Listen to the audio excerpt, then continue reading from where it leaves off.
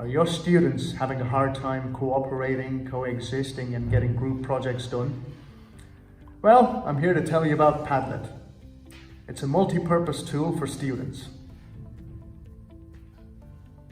Teamwork is one of the most important skills of the future, so students can't start too early. Your student can use it for brainstorming. They can put everything they find on a topic in here with images, websites, and text. Padlet boards are also useful in class discussions where otherwise some students might have problems to get heard. On the virtual board, each student can write their opinion.